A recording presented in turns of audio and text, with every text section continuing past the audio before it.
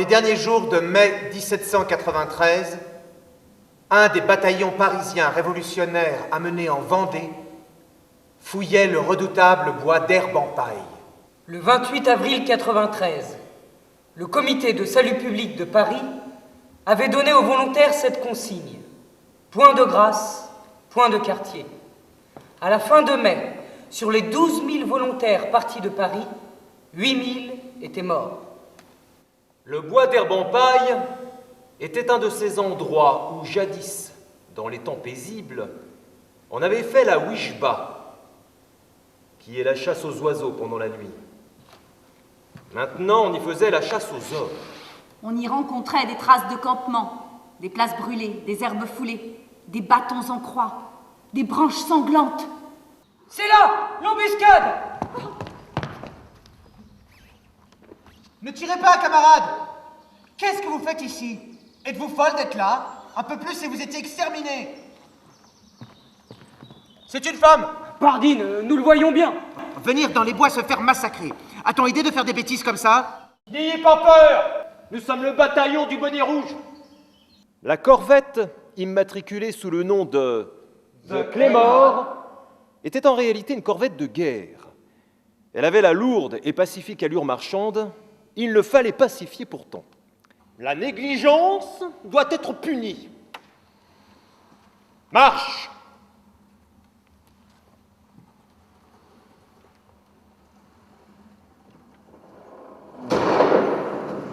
La Vendée a une tête. Vive le roi!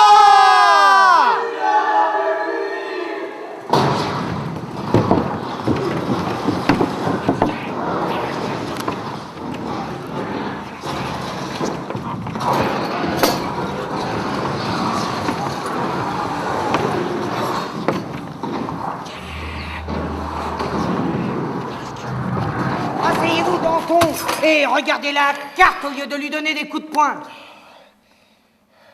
Le rire de Danton fit sourire Marat. Vous avez chacun votre dada.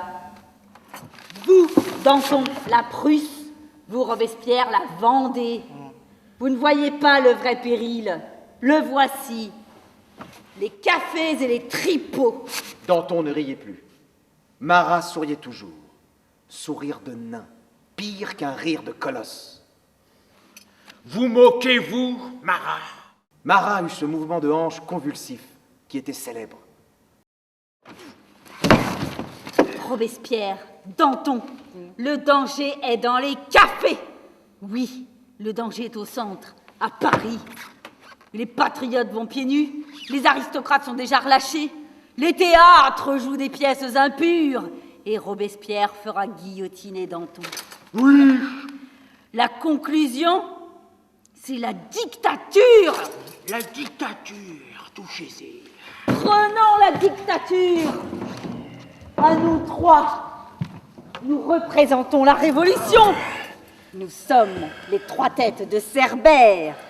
De ces trois têtes, l'une parle, c'est vous, Robespierre. L'autre rugit, c'est vous, Danton. L'autre mort, c'est vous, Marat. Marat verdit, ce qui était sa façon de pâlir. Toutes trois mordent. Ainsi parlaient ces trois hommes formidables. Querelle de tonnerre. Nous savons qui vous êtes. Vous êtes une conscience pure, mais une conscience sombre. Tu as vécu les grandes années révolutionnaires. Tu n'es pas homme à avoir peur de cette géante. Certaines natures, farouches et tranquilles, sont faites pour les grands vents. Les âmes de tempête. Cela existe. Elle marcha des jours et des nuits. Elle mendia, elle mangea de l'herbe. Elle allait à travers la guerre, à travers les coups de fusil, sans rien entendre, sans rien voir, sans rien éviter, cherchant ses enfants. Elle avait d'abord marché avec ses souliers, puis avec ses pieds nus, puis avec ses pieds sanglants. Une femme misérable est plus malheureuse qu'un homme misérable, parce qu'elle est instrument de plaisir. Tout m'est bien égal pourvu que je retrouve mes enfants. Ce fut d'abord la petite. Un réveil d'enfant, c'est une ouverture de fleurs. Il semble qu'un parfum sorte de ces fraîches âmes.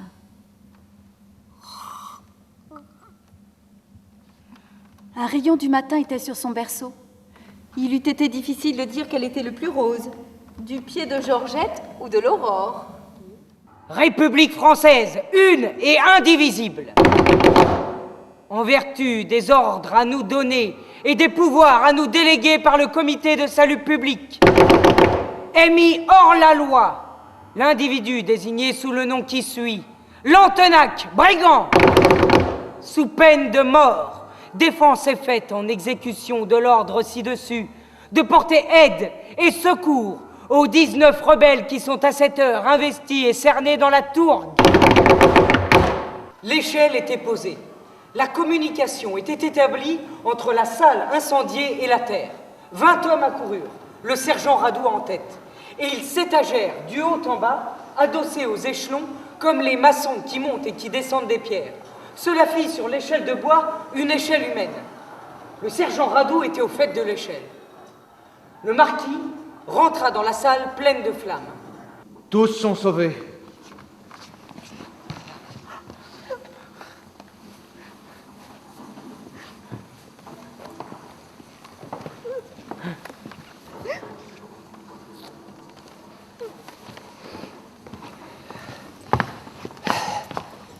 Je t'arrête.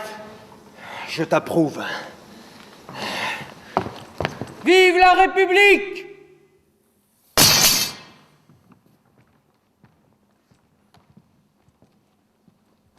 Et ces deux âmes, sœurs tragiques, s'envolèrent ensemble. L'ombre de l'une mêlée à la lumière de l'autre.